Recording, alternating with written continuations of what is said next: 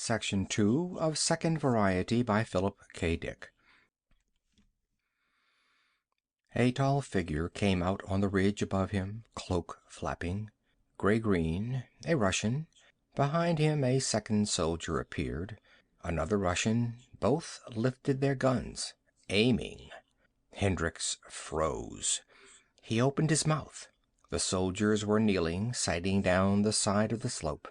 A third figure had joined them on the ridge top, a smaller figure in gray-green, a woman. She stood behind the other two. Hendricks found his voice. "Stop!" He waved at them frantically. "I'm—" The two Russians fired. Behind Hendricks there was a faint pop. Waves of heat lapped against him, throwing him to the ground. Ash tore at his face, grinding into his eyes and nose. Choking, he pulled himself to his knees. It was all a trap. He was finished. He had come to be killed like a steer. The soldiers and the woman were coming down the side of the ridge toward him, sliding down through the soft ash. Hendricks was numb. His head throbbed. Awkwardly, he got his rifle up and took aim. It weighed 1,000 tons. He could hardly hold it. His nose and cheeks stung. The air was full of the blast smell, a bitter, acrid stench. "Don't fire," the first Russian said in heavily accented English. The three of them came up to him, surrounding him. "Put down your rifle, Yank," the other said. Hendricks was dazed. Everything had happened so fast. He had been caught, and they had blasted the boy. He turned his head. David was gone. What remained of him was strewn across the ground. The three Russians studied him curiously.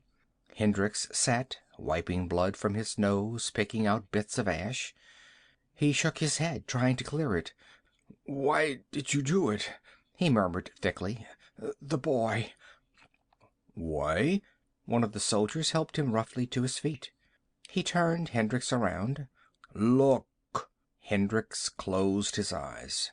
"Look." The two Russians pulled him forward. "See, hurry up. There isn't much time to spare, Yank." Hendricks looked and gasped. "See, now do you understand?" From the remains of David, a metal wheel rolled. Relays, glinting metal. Parts, wiring. One of the Russians kicked at the heap of remains. Parts popped out, rolling away. Wheels and springs and rods. A plastic section fell in, half charred. Hendricks bent shakily down. The front of the head had come off. He could make out the intricate brain, wires and relays. Tiny tubes and switches, thousands of minute studs. "A robot," the soldier holding his arm said. "We watched it tagging you." "Tagging me?" "That's their way. They tag along with you into the bunker. That's how they get in." Hendricks blinked, dazed. "But—" "Come on." They led him toward the ridge. "We can't stay here. It isn't safe.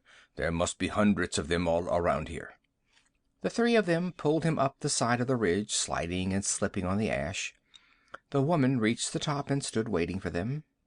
"The forward command," Hendricks muttered. "I came to negotiate with the Soviet—" "There is no more forward command. They got in.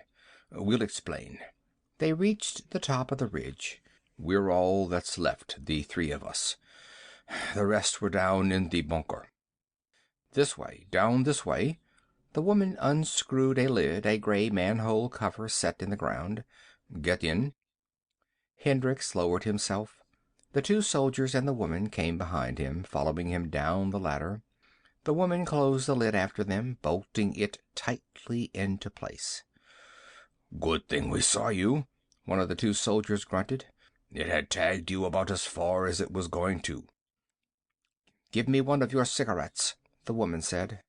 "I haven't had an American cigarette for weeks." Hendricks pushed the pack to her. She took a cigarette and passed the pack to the two soldiers. In the corner of the small room, the lamp gleamed fitfully. The room was low-ceilinged, cramped. The four of them sat around a small wood table. A few dirty dishes were stacked to one side. Behind a ragged curtain, a second room was partially visible. Hendricks saw the corner of a cot, some blankets, clothes hung on a hook. "We were here," the soldier beside him said.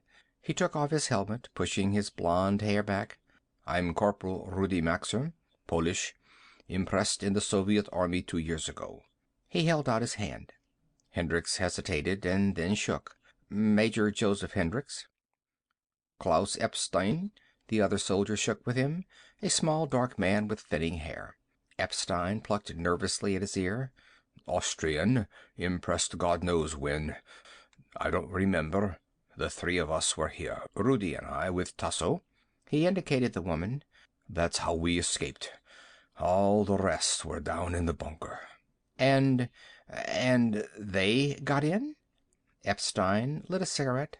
"First, just one of them. The kind that tagged you. Then it let others in." Hendricks became alert. "The kind? Are there more than one kind?" "The little boy, David. David holding his teddy bear. That's variety 3. The most effective." "What are the other types?" Epstein reached into his coat. "Here." He tossed a packet of photographs onto the table, tied with a string. "Look for yourself." Hendricks untied the string. "You see," Rudy Maxer said, "that's why we wanted to talk terms. The Russians, I mean. We found out about a week ago. Found out that your claws were beginning to make up new designs on their own. New types of their own. Better types. Down in your underground factories behind our lines. You let them stamp themselves, repair themselves, make them more and more intricate. It's your fault this has happened." Hendricks examined the photos. They had been snapped hurriedly. They were blurred and indistinct. The first few showed David. David walking along a road, by himself. David and another David. 3 Davids. All exactly alike. Each with a ragged teddy bear. All pathetic. "Look at the others," Tasso said. The next picture, taken at a great distance, showed a towering wounded soldier sitting by the side of a path, his arm in a sling, the stump of one leg extended, a crude crutch on his lap. Then 2 wounded soldiers, both the same, standing side by side. "That's variety 1, the wounded soldier." Klaus reached out and took the pictures. "You see, the claws were designed to get to human beings, to find them. Each kind was better than the last. They got farther, closer, past most of our defenses, into our lines. But as long as they were merely machines, metal spheres with claws and horns and feelers, they could be picked off like any other object. They could be detected as lethal robots as soon as they were seen. Once we caught sight of them—" "Variety 1 subverted our whole north wing," Rudy said. "It was a long time before anyone caught on. Then it was too late. They came in, wounded soldiers knocking and begging to be let in, so we let them in. And as soon as they were in, they took over. We were watching out for machines." "At that time it was thought there was only one type," Klaus Epstein said. "No one suspected there were other types. The pictures were flashed to us. When the runner was sent to you, we knew of just one type, variety 1. The big wounded soldier. We thought that was all. Your line fell to variety 3, David and his bear. That worked even better." Klaus smiled bitterly. "Soldiers are suckers for children. We brought them in and tried to feed them. We found out the hard way what they were after. At least, those who were in the bunker."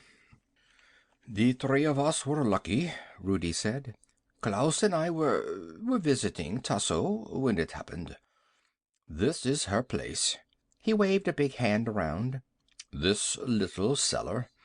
We finished and climbed the ladder to start back. From the ridge, we saw. There they were, all around the bunker. Fighting was still going on. David and his bear. Hundreds of them. Klaus took the pictures. Klaus tied up the photographs again. And it's going on all along your line? Hendricks said. Yes. How about our lines? Without thinking, he touched the tab on his arm. Can they... They're not bothered by your radiation tabs. It makes no difference to them. Russian, American, Pole, German, it's all the same. They're doing what they were designed to do, carrying out the original idea. They track down life wherever they find it. They go by warmth, Klaus said. That's the way you constructed them from the very start.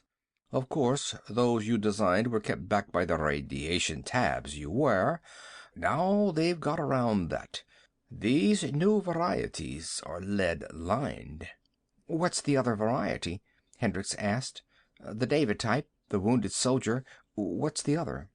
We don't know. Klaus pointed up at the wall. On the wall were two metal plates, ragged at the edges. Hendricks got up and studied them. They were bent and dented. The one on the left came off a wounded soldier, Rudy said. We got one of them. It was going along toward our old bunker. We got it from the ridge, the same way we got the David tagging you. The plate was stamped I-V. Hendricks touched the other plate. And this came from the David type? Yes. The plate was stamped III-V. Klaus took a look at them, leaning over Hendrix's broad shoulder. You can see what we're up against. There's another type. Maybe it was abandoned. Maybe it didn't work. But there must be a second variety. There's 1 and 3. You were lucky, Rudy said. The David tagged you all the way here and never touched you. Probably thought you'd get into a bunker somewhere. One gets in and it's all over, Klaus said. They move fast. One lets all the rest in.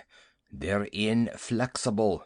Machines with one purpose. They were built for only one thing. He rubbed sweat from his lip. We saw. They were silent. Let me have another cigarette, Yank, Tasso said. They are good. I almost forgot how they were. It was night. The sky was black. No stars were visible through the rolling clouds of ash. Klaus lifted the lid cautiously so that Hendricks could look out. Rudy pointed into the darkness. Over that way are the bunkers, where we used to be.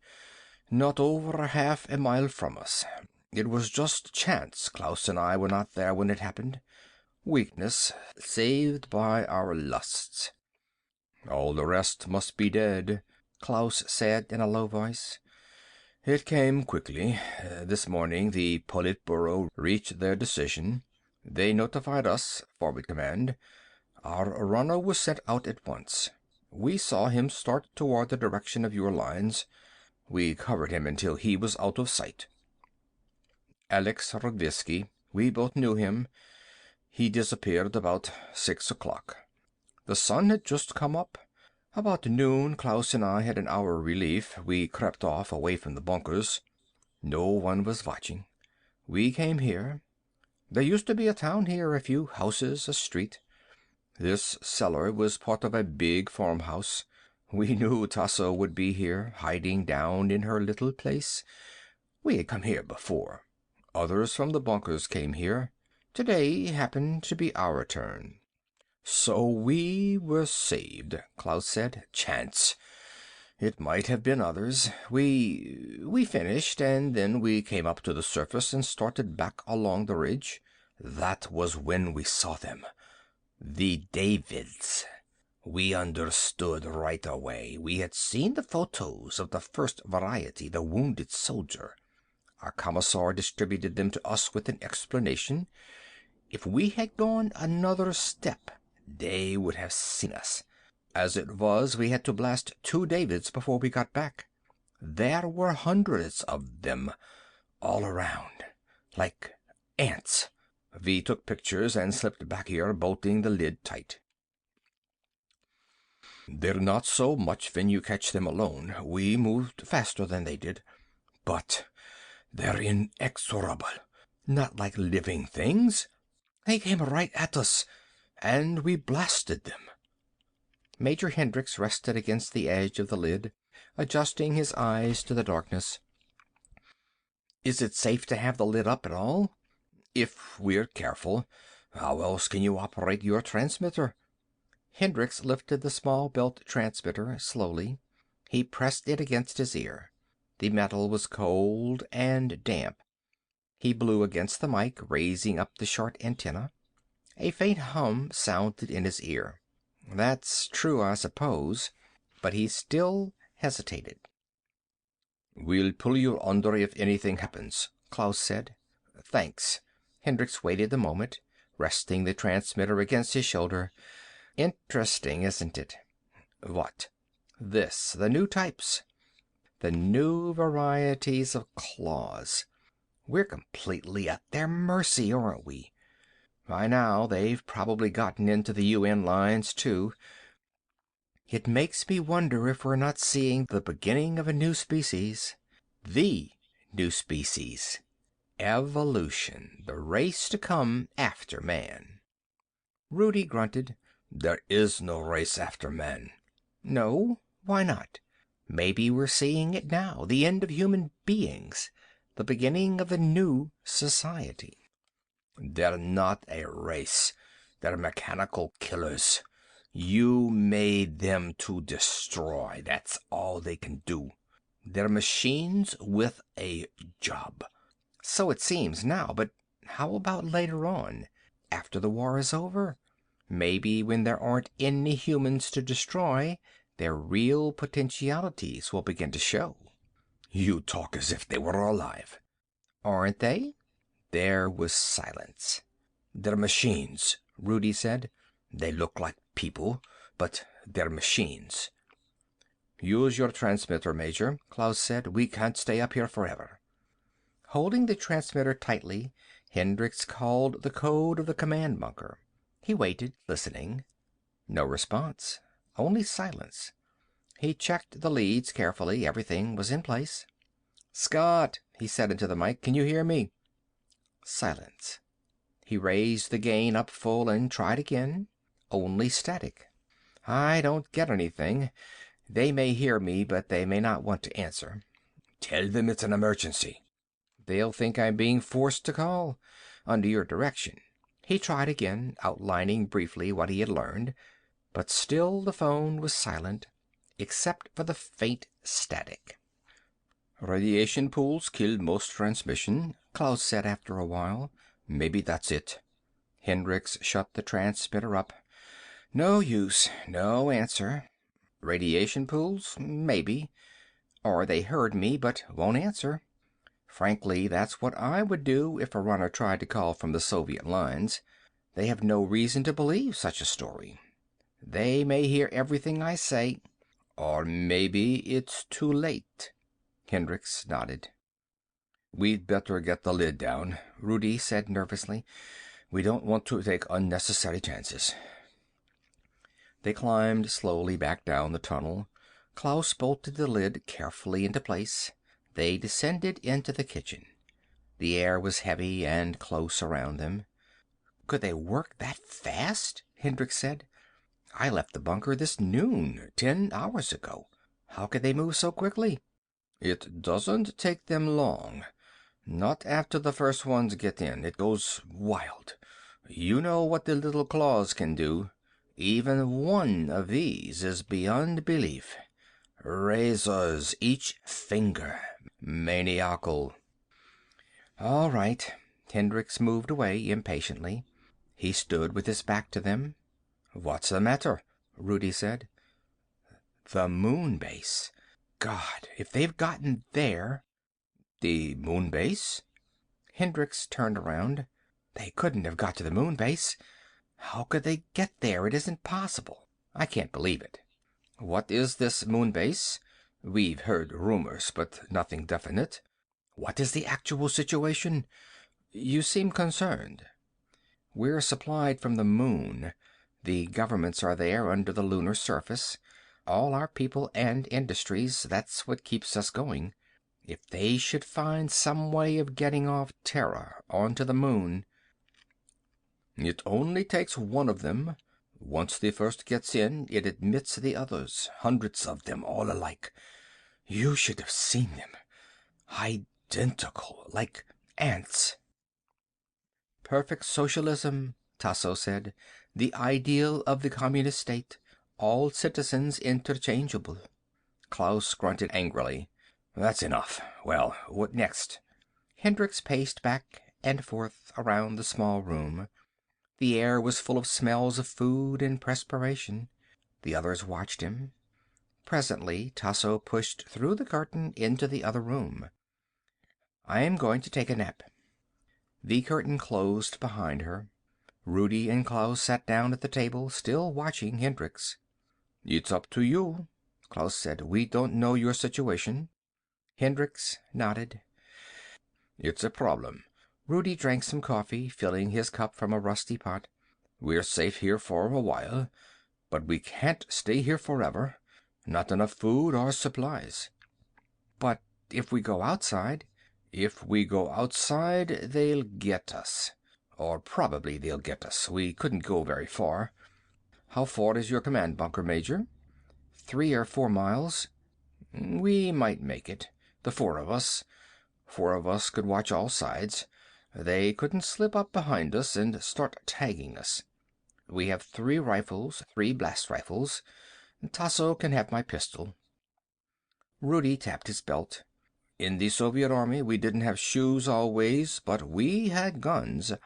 With all 4 of us armed, one of us might get to your command bunker. Preferably you, Major. What if they're already there? Klaus said. Rudy shrugged. Well, then we come back here. Hendricks stopped pacing. What do you think the chances are they're already in the American lines? Hard to say. Fairly good. They're organized. They know exactly what they're doing. Once they start, they go like a horde of locusts. They have to keep moving and fast. It's secrecy and speed they depend on. Surprise. They push their way in before anyone has any idea. I see, Hendricks murmured. From the other room, Tasso stirred. Major? Hendricks pushed the curtain back. What? Tasso looked up at him lazily from the cot. Have you any more American cigarettes left? Hendricks went into the room and sat down across from her on a wood stool. He felt his pockets. No, all gone. Too bad. What nationality are you? Hendricks asked after a while. Russian. How did you get here? Here? This used to be France. This was part of Normandy. Did you come with the Soviet Army? Why? Just curious. He studied her. She had taken off her coat, tossing it over the end of the cot. She was young, about 20, slim. Her long hair stretched out over the pillow. She was staring at him silently, her eyes dark and large. What's on your mind? Tasso said. Nothing. How old are you? 18. She continued to watch him, unblinking, her arms behind her head. She had on Russian army pants and shirt, gray-green, thick leather belt with counter and cartridges, medicine kit. You're in the Soviet Army? No. Where did you get the uniform? She shrugged. It was given to me, she told him. How old were you when you came here? 16. That young? Her eyes narrowed. What do you mean? Hendricks rubbed his jaw. Your life would have been a lot different if there had been no war. 16. You came here at 16 to live this way. I had to survive. I'm not moralizing. Your life would have been different, too, Tasso murmured. She reached down and unfastened one of her boots. She kicked the boot off onto the floor. Major, do you want to go in the other room? I'm sleepy. It's going to be a problem, the 4 of us here. It's going to be hard to live in these quarters. Are there just the two rooms? Yes. How big was the cellar originally? Was it larger than this? Are there other rooms filled up with debris? We might be able to open one of them. Perhaps. I really don't know. Tasso loosened her belt. She made herself comfortable on the cot, unbuttoning her shirt. You're sure you have no more cigarettes? I only had the one pack. Too bad. Maybe if we get back to your bunker we can find some. The other boot fell. Tasso reached up for the light cord. Good night. You're going to sleep? That's right. The room plunged into darkness. Hendricks got up and made his way past the curtain into the kitchen. And stopped, rigid. Rudy stood against the wall, his face white and gleaming. His mouth opened and closed, but no sounds came. Klaus stood in front of him, the muzzle of his pistol in Rudy's stomach. Neither of them moved. Klaus, his hand tight around his gun, his features set. Rudy, pale and silent, spread-eagled against the wall. What? Hendricks muttered, but Klaus cut him off. Be quiet, Major. Come over here. Your gun. Get out your gun. Hendricks drew his pistol. What is it? Cover him. Klaus motioned him forward. Beside me. Hurry. Rudy moved a little, lowering his arms. He turned to Hendricks, licking his lips. The whites of his eyes shone wildly. Sweat dripped from his forehead down his cheeks. He fixed his gaze on Hendricks. Major, he's gone insane. Stop him. Rudy's voice was thin and hoarse, almost inaudible. What's going on? Hendricks demanded. Without lowering his pistol, Klaus answered, Major, remember our discussion, the three varieties. We knew about 1 and 3, but we didn't know about 2. At least we didn't know before. Klaus's fingers tightened around the gun butt. We didn't know before, but we know now. He pressed the trigger. A burst of white heat rolled out of the gun, licking around Rudy. Major, this is the second variety. Tasso swept the curtain aside. Klaus, what did you do? Klaus turned from the charred form, gradually sinking down the wall onto the floor. The second variety, Tasso. Now we know. We have all 3 types identified. The danger is less. Tasso stared past him at the remains of Rudy, at the blackened, smoldering fragments and bits of cloth. You killed him. Him? It, you mean? I was watching. I had a feeling, but I wasn't sure. At least I wasn't sure before. But this evening I was certain. Klaus rubbed his pistol butt nervously. We're lucky. Don't you understand? Another hour and it might... You were certain? Tasso pushed past him and bent down over the steaming remains on the floor. Her face became hard. Major, see for yourself. Bones, flesh. Hendricks bent down beside her. The remains were human remains. Seared flesh, charred bone fragments, part of a skull. Ligaments, viscera, blood. Blood forming a pool against the wall. No wheels, Tasso said calmly. She straightened up. No wheels, no parts, no relays, not a claw. Not the second variety. She folded her arms. You're going to have to be able to explain this. Klaus sat down at the table.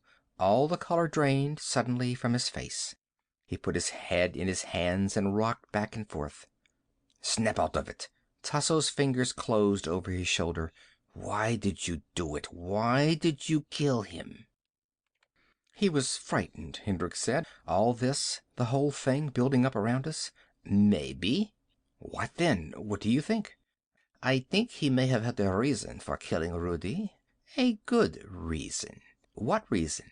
Maybe Rudy learned something. Hendricks studied her bleak face. About what? He asked. About him. About Klaus. End of section 2.